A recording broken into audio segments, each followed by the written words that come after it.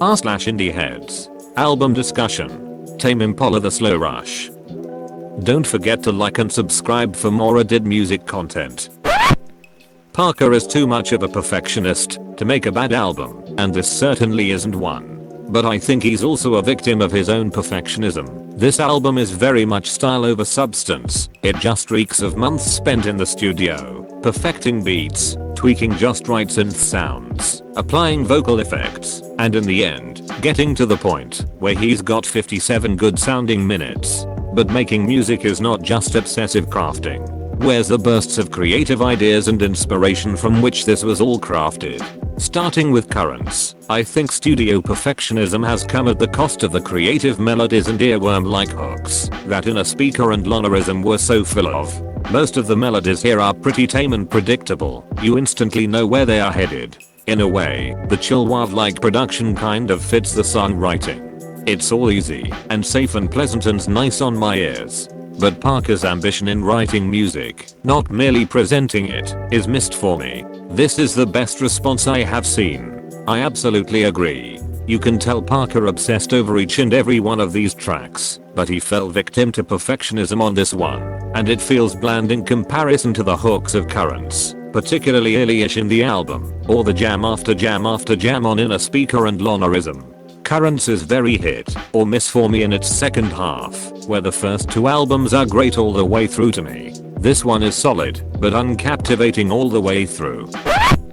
Going through a tough time right now, and I have to say that On Track is such a motivator, and I'm forever grateful to this album that it's provided me some solace in the tiny steps of progress I've made towards sobriety. One day at a time, homie. Hell yeah. I've been in recovery the last 2 years, and On Track makes me feel that despite the hiccups, I'm moving forward. Love the positive vibe of the album overall for that reason.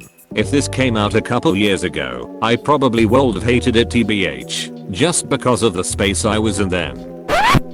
The production is fantastic, as expected, but the album just sounds a bit generic, and some of the half-baked melodies seem like Kevin is going for the lowest hanging fruit possible. Even the vocal melodies can be a bit repetitive, like in the outro to Posthumous Forgiveness. Good song, but the forced rhyming near the end get old. Great falsetto saves it a bit though. There isn't anything here close to Let It Happen, which still holds up so damn well, let alone much holding up against the significantly better first two albums. The album is kind of there. Fancy production, with mostly forgettable songs. It sounds more like a project you're trying to get an A on in your production class. 6 out of 10. Let It Happen blew my mind when I first heard it, and nothing on this album really came close, to be honest. This album feels like a chore to get through at times, which is a shame, because I really enjoy the band overall, but too many of the songs blend into each other. I really enjoyed this record. A lot of people are saying the length was detrimental to it, but I honestly didn't even realize it was that long the first couple times I listened to it. Just wholly enjoyable throughout. The opener is one of my favorite Tame Impala tracks now. It kind of has the same appeal that the new Dandeacon album had to me. It was atmospheric, for lack of a better word. Its ebbs and flows were great at curating an environment I loved. There are flaws. I feel like it stays in the pocket of songs being a 6 out of 10 to 9 out of 10, and never really breaking through to a true pinnacle moment. But at that point I feel like I'm nitpicking. Overall, I've really enjoyed this album, and look forward to being drunk in the sun this summer with this album blasting 8.5 to 9 out of 10. I'm over the initial hurrah. It's an okay album. I don't see myself just putting this one on. It's background music for chores and work. None of the hooks catch me repeating them in my head. Beats and production is nice. His voice is always nice. I just lacks feeling. Perhaps it's too technical, almost like he tried way too hard. 6 out of 10. The old Tame Impala is in here somewhere. It's background music. This is exactly what I said elsewhere about it too. The lyrics all melt into the wall of sound around them, making it hard to engage with the music on any personal level, and half the time the words don't even seem like they matter. I had noise cancelling headphones on, and even still it just turned into background music for me preparing dinner in the kitchen. It kind of just runs together in a constant mid-tempo wall of sound. It's like Kevin Parker going through his Brian Wilson phase. I'm hearing more Aboriginal percussionists. It's not bad. It's just not great either. I got way more total enjoyment out of the 4 or 5 fun as hell rock tracks from last year's Black Keys record than I did out of any of this. And I really like Tame Impala. Hooks from older Tame Impala songs still pop randomly into my head all the time for no apparent reason, but I can't remember any from this album just a day or two later. It's well made, but that's it for me. 6 out of 10 here as well. I seem to be going against the grain here because I fucking love this album so much. I haven't been this immediately in love with a Tame Impala album since I discovered In a Speaker years and years ago. The slow rush pushes things in a much dancier direction, and this is closer to the sound I was expecting Kevin to go in pre-Currents. I'm going to make the bold claim that this is the strongest first half of a Tame Impala record right next to Lonerism.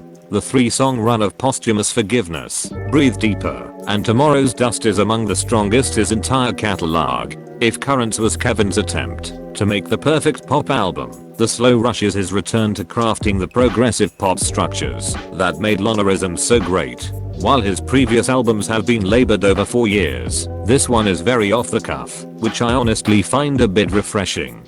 The Less I Know the Better was apparently put together in a few hours, and I can appreciate Kevin wanting to make music that's more in the moment, rather than slaving over it and dissecting it to perfection.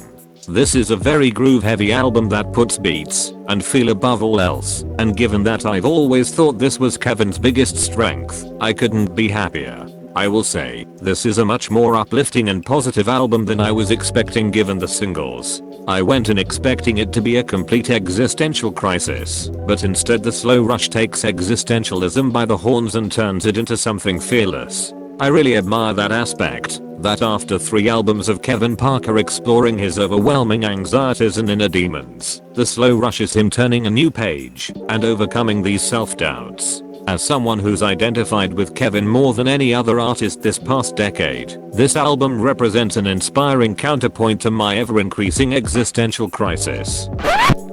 This album absolutely slaps. Instant Destiny and Breathe Deeper are early standouts for me.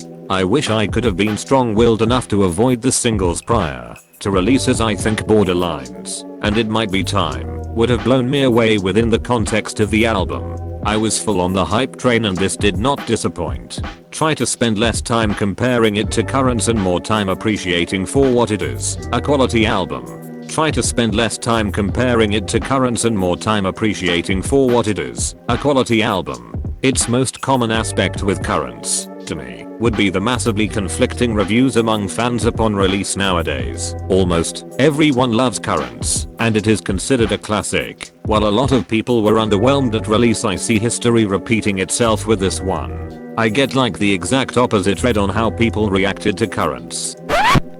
Overall, not a bad album. I like Kevin's observant attitude on many tracks, like when he's talking about his relationship with his father, or just about dealing with time in general.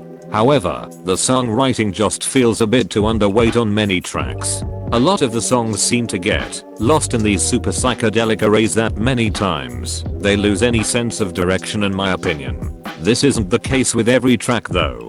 Posthumous Forgiveness is still a great song. It feels pretty focused, even if it is divided into 2 segments. At 6 minutes, it doesn't feel like it's dragging on forever, which is another problem I have with this album. There are some songs that just kept on dragging on, that most likely could have been contracted slightly and would have been more interesting listens then. But as of now, there were many tracks that had me checking to see if I was still on the same song, because not only was the song continuing to go on, but also what was being presented wasn't really interesting enough to warrant being stretched out for the runtime that it was. There are many great elements floating around this record, which is why I say it's not a bad album. There are some nice bass licks, and the fuzzy psychedelic production is often quite nice. Plus, tracks like On Track remind me that Kevin can still write a solid song. It's just that there's not enough of them to make this album a consistently great listen. It's more frustrating than it is bad, especially after 5 years of waiting. Some moments that I enjoyed quite a bit, but too many others that dragged the full project down. This doesn't make me lose faith in getting a better project in the future, but Marizo makes me hope that he gets his focus back in the future.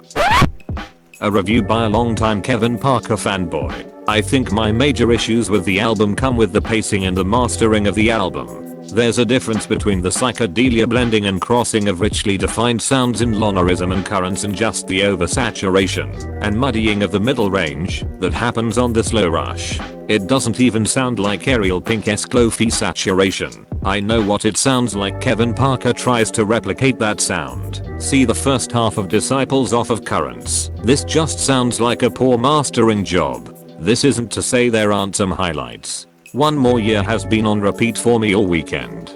Kevin Parker has a good track record with using vocoders to make some badass songs. I love how Breathe Deeper goes from infectious Japanese city pop piano rhythms to its intense acid bass outro. The genius combination of West Coast inspired synthesizers, ginormous drums, and Supertramp electric piano rhythms on it might be time hit just as hard in the context of the album as it did when it first came out as a single. I also enjoy the album version of Borderline.